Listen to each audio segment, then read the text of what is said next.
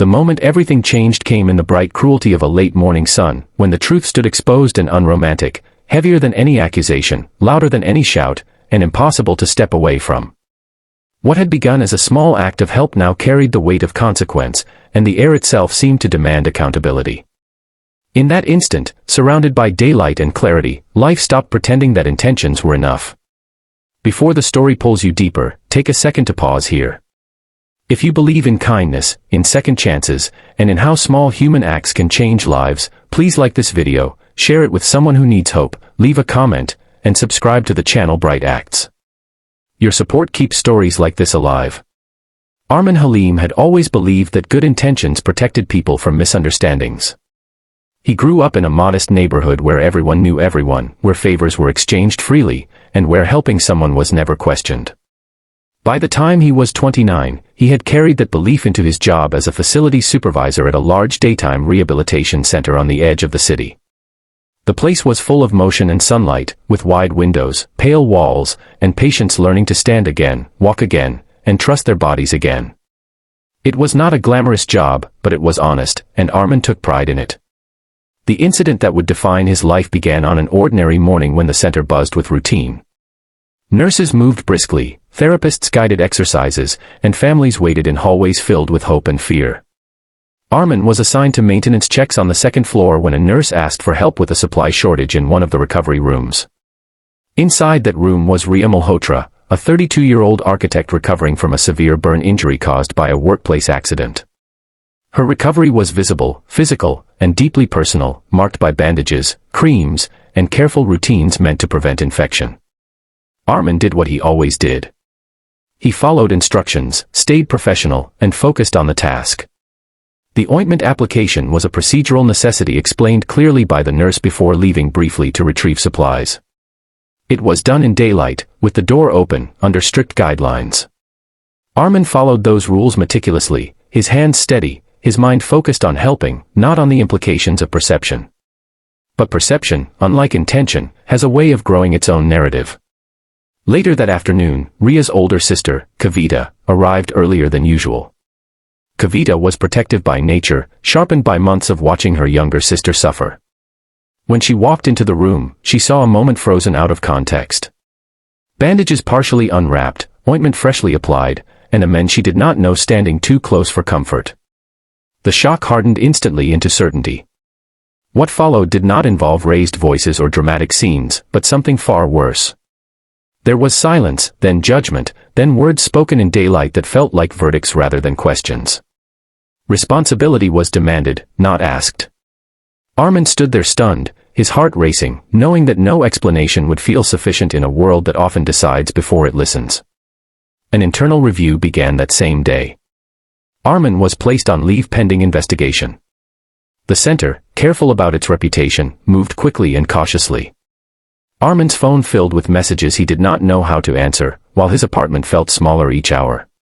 He replayed every second of that morning in his head, searching for a mistake that could justify what was happening, but all he found was procedure, compliance, and a sense of betrayal by circumstance. The hardest part was not the suspension. It was the look on Ria's face when she realized what her sister believed. Ria, still healing, still vulnerable, now carried guilt alongside pain. She had trusted the system, trusted the care, and now watched that trust unravel in front of her. Days passed under investigation, each one stretching longer than the last. Arman questioned everything he believed about goodness. He wondered whether kindness was naive, whether helping without protection was foolish.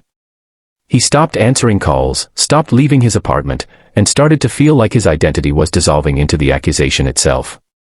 The review process was clinical and thorough. Security footage was examined. Medical logs were checked. Nurse statements were recorded. The truth, slow and methodical, began to surface.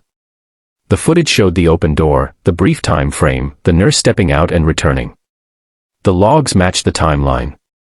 Procedures had been followed exactly. But even truth takes time to travel. Meanwhile, Ria insisted on being heard. Against medical advice, she requested a formal statement session.